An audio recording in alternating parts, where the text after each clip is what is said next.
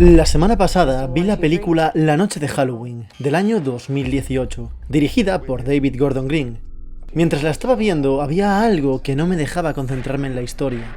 El tratamiento que se le da a los personajes durante todo el film y la manera en la que interactúan con los entornos. Algo que varía drásticamente con la película original. Bueno, eso y que la estaba viendo en un autobús, con una señora detrás que no dejaba de hablar por teléfono. Halloween de 1978 está dirigida por John Carpenter, quien está considerado como el maestro del terror.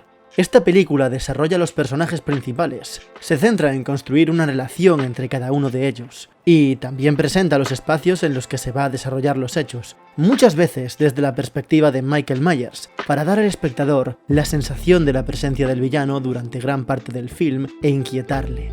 No como en la película de 2018, que junta a un puñado de personajes para que sean carne de cañón para el asesino, y los ambientes parecen estar simplemente para que los personajes hagan cosas, a excepción de la casa de Laurie, que sí que se nos presenta como una ubicación coherente. Esto me llevó a pensar en cómo ha cambiado el género en los últimos años, en cómo el espectáculo apremia frente a un film que establezca una atmósfera propia, con unos personajes definidos y con una personalidad marcada.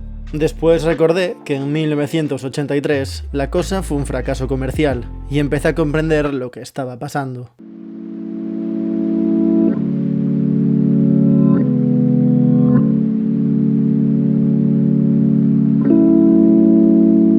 La cosa de John Carpenter reinterpreta la película El enigma de otro mundo, del año 1951, producida por el archiconocido Howard Hawks. Pero en esta película hay una serie de factores que la diferencian de la obra de Carpenter, que hacen que sea diametralmente opuesta. En la película original, el monstruo es un ser de origen vegetal con una fuerza sobrehumana, capaz de reproducirse mediante la germinación de sus propias semillas en el invernadero de la base de investigación. Mientras, en la película de Carpenter, la cosa es un monstruo sin forma definida, que cuenta con su particular poder de mutación, que le convierte en una amenaza interna para el grupo al ser capaz de imitar los cuerpos de todos los miembros. Además, para Carpenter la ambientación era algo de vital importancia. Quería transmitir una sensación de desolación y de pérdida para los personajes. Por eso se remarca tanto el hecho de que se encuentren alejados de la mayoría de la población y de la humanidad, mientras que en el film original es un hecho anecdótico que estén en el Polo Norte. Blake Snyder define el género de estas películas bajo el nombre de un monstruo en casa, ya que la base del propio film depende de dos puntos fundamentales: la existencia de un monstruo y una casa. El monstruo es un elemento sobrenatural en la mayoría de casos, un extraterrestre, una creación de la ambición humana o un ente demoníaco. Pero también puede ser un animal salvaje que ataca a las personas, o incluso otro ser humano. Por otro lado, la casa ha de ser un espacio cerrado. Una base en Alaska, una isla en mitad del mar o, ¿qué demonios?, una simple casa. Si dentro de esta casa metes a personas desesperadas para matar al monstruo, la película ya está escrita. Es tan sencillo como jugar al escondite para los personajes y el monstruo. Este género ya estaba presente en la mitología, desde el mito del Minotauro, que ya presentaba las bases fundamentales para que existiera este tipo de tramas. La existencia de un monstruo sobrenatural, el Minotauro, mitad hombre, mitad toro, y como casa, el laberinto de Creta, una estructura gigantesca, con calles que se entrecruzan y donde enviaban a los condenados a muerte. Así que todas las películas ¿son iguales? Pues en esencia, sí. Pero dependiendo del giro original que tenga el monstruo, de sus poderes y de dónde resida la base del terror, cada película puede ser completamente distinta. En La cosa existen dos factores determinantes que marcan al grupo de protagonistas: la confianza y el ambiente. El primero depende del monstruo, del poder de metamorfosis que utiliza durante la película, haciendo que los personajes comiencen a dudar los unos de los otros. El enigma de otro mundo no contaba con esta característica. El monstruo era más parecido a un Frankenstein de origen vegetal. No podía sustituir a las personas y crear esa sensación de paranoia, como sí hace la cosa. Mientras, el segundo depende completamente de la casa, el lugar donde se desarrollarán los hechos. Estos dos factores acaban generándole al espectador una tensión palpable en cada plano y en cada decisión de los personajes.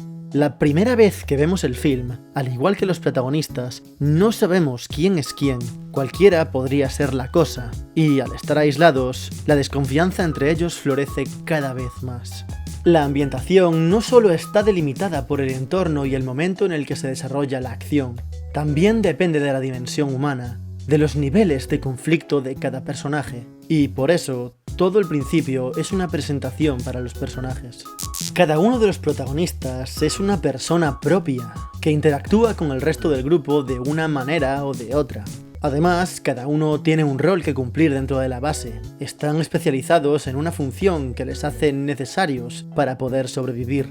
En las primeras escenas podemos ver a diferentes miembros del grupo pasando el rato, arreglando la quitanieves, jugando al ping-pong o jugando al ajedrez con el ordenador.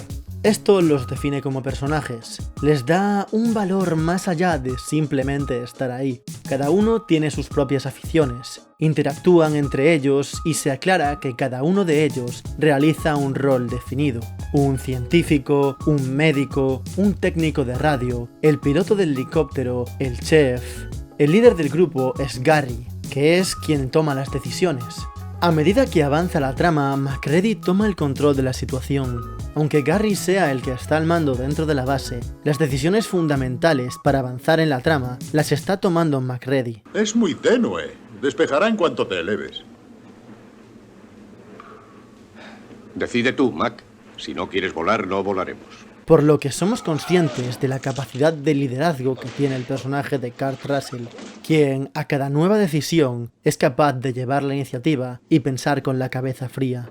Aunque los tres personajes más importantes durante la mayoría de la película sean MacReady, Blair y Gary, cada personaje es distinto y se presenta ante la cámara, realizando algo que los caracteriza. Les da una personalidad propia. Incluso se hace énfasis en todos ellos mediante el uso de primeros planos. El grupo interactúa como un bloque que se apoya entre ellos, con una sinergia de grupo unido, hasta que... La primera aparición de la cosa marca un punto de inflexión, no solo para el desarrollo de la trama, siendo el primer punto de giro, sino que también para cómo interactúan los personajes entre ellos. Blair realiza una autopsia al cadáver del monstruo y descubre que puede asimilar el aspecto de cualquier criatura que devore, por lo que se planta la semilla de la desconfianza dentro del grupo. Esto se ve reforzado por la ubicación en la que se desarrolla la película. La ambientación define y delimita las posibilidades de los personajes. Aunque sea ficticia, no podemos permitir que en ella ocurra cualquier cosa. Tiene que estar limitado por la coherencia del mundo. No importa cuán realista o extraña sea una ambientación, debe de seguir unos principios lógicos que delimiten la manera de actuar de los personajes. Y en este caso, los decorados parecen completamente reales, como si estuvieran vivos o habitados, pero también son cerrados, claustrofóbicos, llenos de largos pasillos que recuerdan a un laberinto. El paisaje es desolado. El grupo no es capaz de establecer contacto con ninguna persona del exterior desde hace 2 semanas, y eso lleva a una sensación de soledad, algo que podría volver loca a cualquier persona y que, obviamente, oprime más el ambiente. La luz también se utiliza con un carácter naturalista, con una iluminación básica producida por los focos del entorno, o en su defecto en una clave tonal baja, utilizando muchas sombras para dar un ambiente misterioso o de terror, dándole un carácter casi expresionista, haciendo que perdamos el control de los objetos, que nos desorientemos dentro de la base y que no lleguemos a apreciar del todo la horripilante forma de la cosa. Esto es algo premeditado por parte de la producción del film. Carpenter buscaba que los efectos especiales pasaran desapercibidos y sirvieran de soporte al relato, así que contrató a Rob Bottin para que realizara todos los efectos especiales mecánicos, con marionetas y muñecos plagados de pequeños motores y manejados a través de control remoto. Y aunque la cosa no aparezca como tal más de 2 minutos durante la película, la luz se decidió utilizar como un factor clave dentro de la narrativa, y para ocultar estos mecanismos y trucos con los que Rob Bottin dirigía a la cosa. One of the tricks with working with rubber, whether it's a mask or a makeup appliance, or whether it's a completely fabricated creature, is lighting it carefully so that it looks real, so that there's you don't give away the tricks, the little seams and the paint and the wires and all of the things that are necessary to make it work.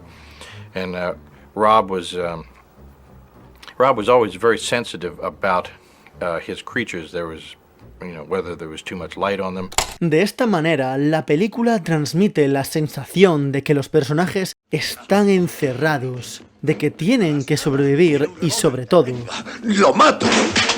Desconfiar.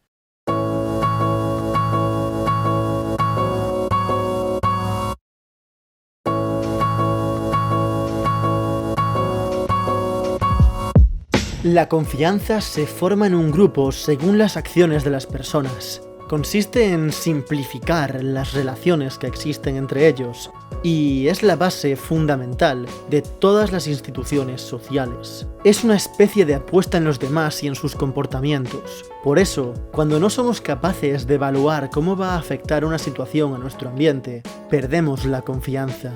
Eso es lo que pasa en La Cosa. Al sentir que las personas están en peligro y que no pueden controlar qué es lo que puede hacer el alienígena, los protagonistas comienzan a debilitar sus relaciones personales. La mayoría de los conflictos de la película se dan por la desconfianza del grupo entre ellos, haciendo que se empiecen a acusar y que, a cada nueva opción de descubrir quién es La Cosa, los protagonistas sospechen cada vez más los unos de los otros. Desde el minuto 34, cuando Blair sugiere que Clark ha estado mucho tiempo junto al perro, es un misterio constante, tanto para el espectador como para los protagonistas, sobre quién estará contagiado. Todos estos conflictos irán escalando hasta que llegue la escena de la prueba de sangre, el momento en el que la estabilidad del grupo ya no se pueda sostener más. Lo que más me gusta de este momento es la interacción entre todos los personajes. Sus personalidades salen a flote y cómo las situaciones anteriores llevan, de manera orgánica, ante este momento. MacReady quiere que Windows y Palmer aten al resto. Él ha dejado de confiar en sus compañeros ya que le han acusado de ser el monstruo, por lo que ya no sabe en quién creer. La mayoría no acepta esta decisión, pero ninguno intenta evitarlo por miedo a que el resto sospeche que es La Cosa. Esto queda claro cuando Gary lo discute. No le obedezcáis, con todos no podrá. Clark se intenta acercar a MacReady poco a poco. El espectador sabe que este personaje ha cogido un bisturí en la secuencia anterior, por lo que ya se imagina lo que trama Clark. Childs se niega a que le aten, pero MacReady le amenaza de muerte para que ceda. En este momento, y utilizando un plano con la misma angulación que el de la secuencia del ataque al corazón a Norris, Clark intenta atacar a MacReady con el bisturí. Esto termina con MacReady apretando el gatillo y matando a Clark. No solo para volver a imponer sus convicciones, sino que también para demostrar su sangre fría. Esta escena define a la perfección las tensiones entre los personajes, cómo el miedo y la paranoia les afecta, y ese fruto de la desconfianza que nace en todos ellos desde que La Cosa invade su base. Y aquí es donde reside el auténtico terror de la película, en esa atmósfera que acaba trastornando a todos los personajes y que los lleva hasta el punto extremo en el que no pueden confiar en nadie excepto en ellos, haciendo que las dudas sean algo constante y que las bases de las decisiones que toma cada personaje sean completamente distintas. Y si no, mirad el ejemplo de la Among Us. ¿Jirafa? ¿Qué hace Courtois? ¿Qué hace Courtois? ¿Qué hace Courtois? Ter Stegen es mucho mejor que tú, pero muchísimo. Y Jana Black también. ¡Cerdo mentiroso!